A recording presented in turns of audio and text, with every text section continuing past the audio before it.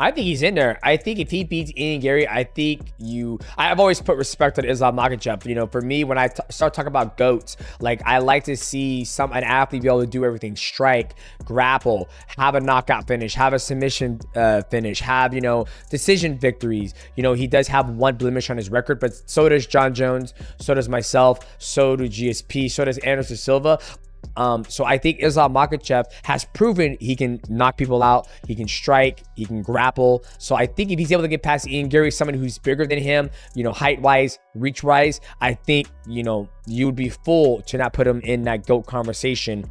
But a 6'2", 6'3" sniper of a guy like Ian Machado Garry has a beautiful record, one loss. You take out a guy like this, have a title defense at 2 weight classes, and you beat Anderson Silva's record and now have 17 consecutive wins. Now I do. Now somebody like me who's always had question marks on Islam's career, now I do have him in that category. The thing about him is, do you get the sense that he's near done? Like, I feel like most of these guys, by the time they were achieving these types of things, you know, they were at the tail end of their career. It felt like they're one step out. Like they just were constantly looking at, you know, what's beyond. I don't even get that sense from him. I just get the sense that he's going to keep going until it's, you know, it's just a fact that he's the GOAT, right? Like, that's what it feels to me. If he's going to stick around, some of these young dudes who are coming up in that division, man, and beat some of them, like, because so many of them right now are, they're on their whole heads, you know, like Michael Morales, you know, like, or that type of guy, right? Like they if you're able to beat some of these guys, or they're at their height, or they're supposedly just coming into their own, that's going to speak volumes, especially in another weight class, you know? So maybe he's missing, like, I get what Long Island's saying there. There's a little bit of something like the wow moments, or like the deep connection of rivalry. Like he hasn't had some of those things.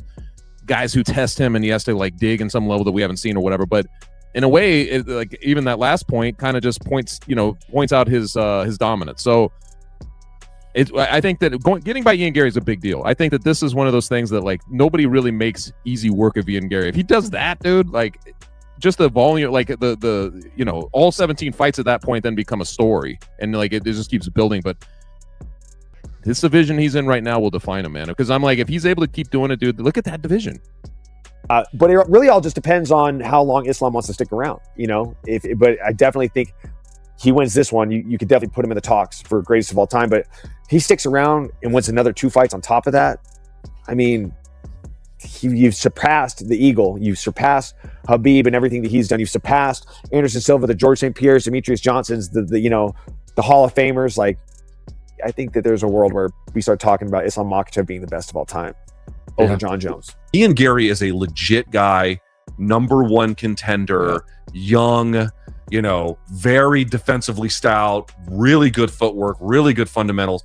Like, if Islam beats a guy like that, honestly, dude, he might be. He honestly might be. The one thing I'll say is a resume like John Jones's in the pure weight class, like all those light heavyweight names, everyone's going to say those guys were too old. That argument to me is very overstated. I mean, it's somewhat true, but overstated. And like the murderer's fucking row he went through, to me is going to be hard to look at. But dude, up a weight class, and you're not only taking the title off a guy, but then you're making sure that the the clear #1 contender doesn't even have a prayer. Like that is fucking insane. Can I throw this out there though? If he beats Michael Morales and Sean Strickland is still the champ at 185, that is a very winnable fight for him. That is a very winnable fight for him. Technically, cardio-wise, all of those things. Sean doesn't hit hard. Sean's got, you know, the finish over Fluffy and stuff, but he doesn't hit hard like as in he's going to overwhelm you with stuff. And if he goes on to win a 3rd title, it takes a chance. Like, I'm going to see what happens. Yeah. I'm just going to be honest, man. There's nothing you can say that will deny him of that. It would have been easier for him to get into the GOAT conversation had he been kind of independent and just had a different outside life. But because he came up under Khabib, he's always been kind of in Khabib's shadow, and it's kind of difficult for him to remove himself from that shadow. So it's almost like we don't look at him in the GOAT conversation because of that. I feel like he's surpassed Khabib. All respect to him. Well, yeah, I think so too. He has, but we don't think of him as a. But we were like, oh, put a Mount Rushmore. And we go, oh, Khabib. Yeah. We don't think of Islam as that, because I think that he's still kind of. we still kind of look at him as Khabib's little brother, like his protege. But he surpassed him. He's if he can beat Ian Garry and beat like another guy, you got to start putting him in have that a couple GOAT of conversation. title defenses at a new weight class. Yeah, you have to. How many more fights do you think Islam has to win to become the GOAT of UFC? That's from next. Next, guys. If he beats Gary, let's say he subs Gary in round 1, he has a stellar performance. I think people will still debate if he's the GOAT or not. I don't think people will give him automatic GOAT status. What would give him automatic GOAT status? Well, if Ilya had won against Gaethje and moved up to 170, and it was the mega fight of UFC history, the biggest pay-per-view sales in UFC history, which I'm not saying it would have been, but if they could get those kind of numbers, and they could, and I really believe they could, that was a high potential, because you have Khabib in the corner, you have obviously Islam, the double champ, and you have this fighter trying to be the first triple champ. Of course, Pereira was the first to attempt it, but he would be the first to do it if he actually did it. If you had that much hype behind it, and it was a record-breaking pay-per-view type event, Paramount type event, like the numbers were record-breaking, I think people could go back and remember him as the GOAT. But now because Ilya lost and he's not bringing this mystique to their potential fight in the future, which I don't think is going to happen now, it's not going to materialize anytime soon, that could have been something that would have gave him automatic GOAT status. If Islam beats Gary and another top welterweight, he could be the GOAT. I would even put it a little bit further. Look, and he's my boy. You know I'm going to homer out for him fucking nonstop. But to be honest, I think he's got to beat Michael Morales, and he's got to beat either Shavkat or Carlos Pratis. And he's got to beat them in terms of he's got to make it convincing. Like he's got to either dominate them 50-45, or he's got to finish them by submission or TKO or knockout or whatever it is. For me to get him to surpass John Jones, I've got GSP and I've got Islam both there. I got them right now. I got GSP and Islam neck and neck. If Islam goes out and beats Ian Garry and submits him, I put him above GSP. And the reason being is he defended his second title where GSP never did. And I mean, Islam's got just about every record, right? I mean, from the 4 title defenses, lightweight record, and now going to beat Anderson Silva's record. I mean, there's a lot at stake for him here, being pound for pound number 1.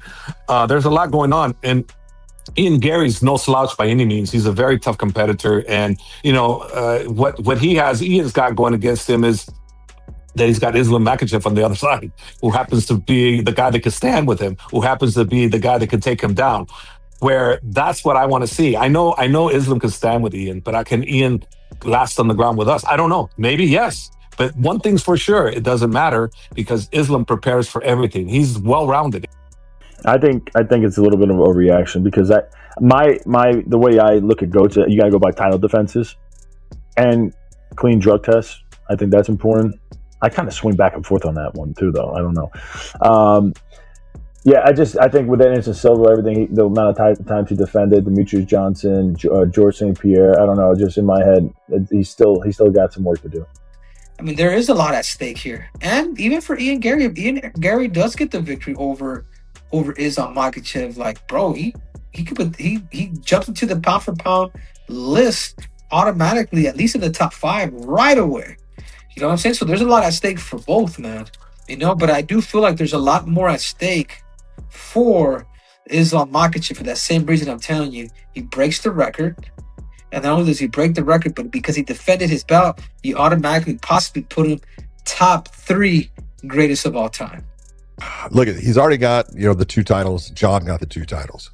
But he's got to do more. They're not the same though, John. I'm not saying they are. Okay. Dude. Okay. But it's a matter of John had so many title defenses within that light heavyweight. Now, those title defenses became different as the years went on. As far as, if you recall in the beginning, John was walking through very good people. But I looked at that. Islam already he's got the record in the UFC for the most title defenses. Is it tied? I thought he's one up on It's not title defenses. It's consecutive wins. Is it consecutive wins? Yeah, with Anderson Silva, he's tied right now. But as a lightweight, doesn't he have the most title defenses? Yes, he does. Yes. There you go. So he's already got that. So now I'm not saying he's going to match George in the welterweights, but he's going to have to run off, in my opinion, somewhere around 5. That's a lot, I know, but he gets 5. He is in that position where you can say he's done so much that he overtakes John Jones. He's not fighting just for a win. He's fighting for legacy here, a big legacy. You know, it's not only talking about greatest of all time, Mount Rushmore. He's talking about beating Anderson Silva's record, which is insane. 16 consecutive wins in a row. A win here over Garry would put him at 17 consecutive wins. I was pulling up John Jones' record. Like, you remember the run, right? I mean, okay, obviously the Matt Hamill, the DQ. All right, then you got Vera and Matt Yushchenko, who he just destroys, right? It's like scary. And then Bader, when Bader was like, oh, okay, these are the top guys. But then the run of Shogun, Rampage, Machida, Rashad, Vitor. I'll even throw Chael in there. Undefeated, undisputed. I mean, throw him in there, right? Then you got Gustafsson, Glover, Cormier. You know what I mean? And then you start going, okay, now you're going back through everybody. But like that run right there, I feel like Islam, and maybe not necessarily through any fault of his own, and maybe it looks different in retrospect down the line, but I struggle to see that stretch where it's like legend, legend, you know? If Islam is able to go out there and get it done, I think he puts himself now in just a different class of a very, very short list of people that are considered some of the best. I put him in the top 5. I put him in the top 5 because that's a difficult conversation without mentioning Alex Pereira. That's a difficult conversation without mentioning John Jones. I mean, his last fight was against DDP, or no, was it against DDP? Or no, it was against who was that 170? Fuck, who did he just fight? He's 34. Who the fuck did Islam just fight? And it wasn't like he just took the belt from him. JDM. And that was people were pissed about that fight. Remember, took him down, held him down for 25 minutes. It was not people were like, this is not what we want to watch. And that's sometimes just how you have to win fights. So if like he goes out there and does beat Ian in that same fashion, that's gonna hurt his greatest of all time conversation, which is crazy because the guys he's fighting are so high level, but just by what people see, it's like, people want to see someone get the fuck beat out of them, and they want to see him laying face first, knocked out cold.